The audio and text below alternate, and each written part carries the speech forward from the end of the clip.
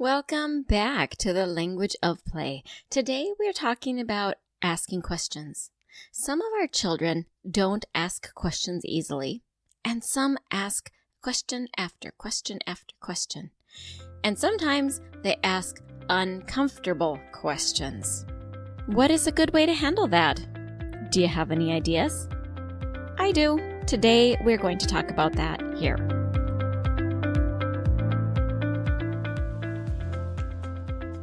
Does your child have a speech-language delay and you really want them to talk? Do difficult behaviors derail home life and you know the frustration is a communication struggle? Does your child see a speech therapist and you wonder, what do they do and how can I help? If these or similar questions are in your mind, this podcast is for you. Hello, my name is Dinalynn Rosenbusch. I am a speech-language pathologist that has worked with children from birth to 21 for 3 decades. And in my classrooms, I see you wanting to connect with the heart of your child, but their speech and language skills create a barrier.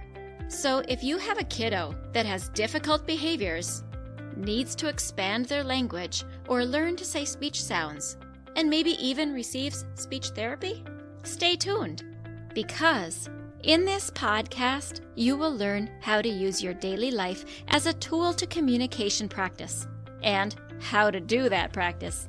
You will become confident knowing you are making the difference you want to make. And you will hear success stories of parents who have navigated these struggles already. We'll do this all while focusing on building deep, meaningful connection and confidence in your kiddo. So grab a cup of coffee along with a notebook and pen. It's time to speak in the way your child's brain understands. And that is the language of play. Before we begin, I'm going to read a review from Simple and Doable. She leaves 5 stars and says, "So many parenting podcasts feel complicated, but this podcast makes everything feel simple and doable. It's helped me shift my mindset to being more curious when different situations happen with my kiddos. Thank you." Thank you so much for that review. And listener, if you have not yet left a review, I'll ask you to hop on over to Apple Podcasts, scroll down, and leave a written review. It helps so much. Your reviews allow me to continue making content. It helps listeners find the content that they're looking for. And it just really makes an impact. Plus, I love reading all the reviews that are left. I find it very encouraging. So thank you for leaving your review. And now let's get into today's show. When my child was small, we went to a funeral. And as we got there, she saw her grandparents and she was picked up by her grandfather. And she grabs his face in her little hands, and she says out loud, really loud, "Where's the dead guy?" I don't know how many shades of red I turned, but I was relieved by the number of people that understood that this was a 3-year-old with no life experience yet to know what was socially acceptable and not socially acceptable. Our little ones. They ask what they wonder, and they do not know what is inbounds and out of bounds. Nor should they. Is there a question that is actually out of bounds for our kids? I'm going to propose to you that no question is out of bounds, even if we're turning red. But nonetheless, the fact that they are curious and asking those questions is a really good thing. They are thinking outside of themselves. They're wondering about the world, and they are questioning. They are asking. They want the information. So I propose that every question on any topic is in bounds. Now, what about when they ask questions that are not suitable for the situation, or a topic that isn't suitable to talk in detail about? If an adult were to ask some of those kind of questions, maybe we're talking somebody's money situation or health situation, or even a romantic situation. Clearly, those romantic questions are out of bounds, right? I will say no. They're allowed to ask the question. We get to pick what kind of answers we're going to give, though. It might be disrespectful if an adult asks the question, but for kids, they are not uncomfortable asking because they don't know yet what is considered respectful and disrespectful. They're just curious. So how do we handle those uncomfortable for us topics? One time at a clinic appointment with my children, after a recent viewing of Snow White, my daughter saw some Muslim women dressed in black. She got very scared and started asking about the bad lady that was in black because the clothing looked like the character in the film she had just seen. We've had incidences with the bathroom, visiting people, where the kids ask questions about the odors. I also have stories of questions that were rather crude that my children asked from things that they heard on the school bus. It is important to validate the kids' curiosity, even if it's an uncomfortable topic. We get uncomfortable questions, and we need to know what to do about it. So how do you handle these uncomfortable questions in such a way that our kids are honored for having the curiosity, for having the question, because that is good and right. And when they have questions about these uncomfortable topics, we are who we really actually do want them to come to. But we're sometimes not prepared with the answer. Or maybe your child is actually too young for the answer that they're asking. So how do we answer them? I'm going to give you a few ideas. The first one is just thinking time. You might need to answer something like, I need to think about that answer for a little bit, and then I'll get back to you. If you do this, mom and dads, be sure you get back to them, and within minutes is best.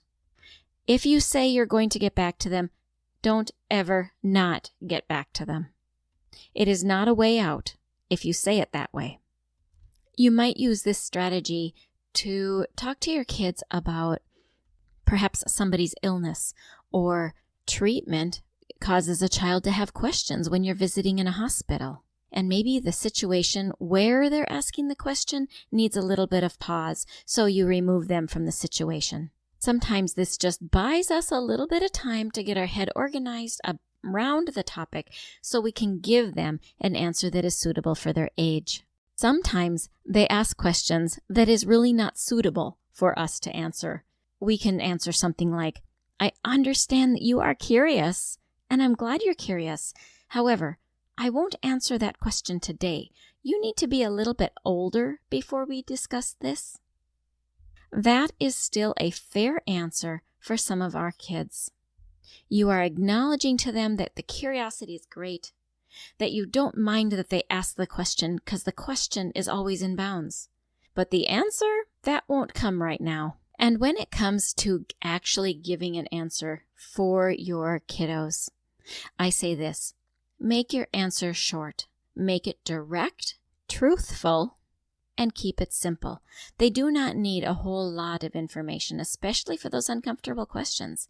They just need it to be short, direct, true, and simple. Of course, we adjust it to the age of the child that is asking the question, and then we give them the answer that matches what they are cognitively ready for. And what I regularly see is that our kiddos have an open heart and an open mind to whatever it is that we tell them. So they are quite comfortable asking the person in a wheelchair, why are you in a wheelchair? I also find that then that person that's in a wheelchair is just so happy that somebody asked them and took an interest, and we let that person answer for themselves. As a recap, when our kids ask these really uncomfortable questions, we have three main things to do. 1, we take think time. We say to them something like, I need to think about it for a little bit and I'll get back to you. And then we absolutely get back to them, and hopefully within minutes. The next thing we do is we give them short, direct, true, simple answers. And that is that, whatever is at their developmental level so that they understand. And the third thing is sometimes we may choose to not answer. but we still acknowledge their question, not with any shame or guilt. We just say something like, I understand you're curious. However, I won't answer that question until you are a little bit older. Or maybe the reason is because it's not your story to share. It's somebody else's personal information, and they get to share. There are just so many situations and stories that come up, and it seems like everyone is different. But nonetheless, these simple strategies are applicable in whatever situation your children get you into. Those are the 3 main ways that I answer those uncomfortable questions. But there is one more piece that I need to acknowledge, and that is sometimes those uncomfortable questions have to do with us being upset or somebody's behavior that is in our life that we really don't want to talk about. Maybe it's a grandparent, an aunt, an uncle, a friend, somebody that is in our life. In those moments, separate the truth from the opinion in your answer. So to say, I'm upset with him, this is okay, it's true.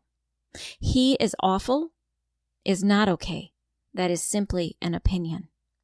So try to refrain from those kind of answers when that kind of uncomfortable question comes up. If you have a story of an uncomfortable question, something funny that happened, I would love to hear it. So email me at hello@thelanguageofplay.com, and I would love to hear your story. Hey parents, I hope you found this episode helpful. If so, would you please take 30 seconds and share it with a friend who also lives or works with children? I would really appreciate it if you would leave a quick review for the show on Apple Podcasts. I read every review, and it lights me up to know that this show is making a difference. Then come join my Facebook community, where you'll meet other parents who are dedicated to helping their children grow too. You'll find the link in the show notes. Thank you for joining me. Now it's time to go. Let's pop our kiddos in the strollers and go look around outdoors and see what we have to talk about.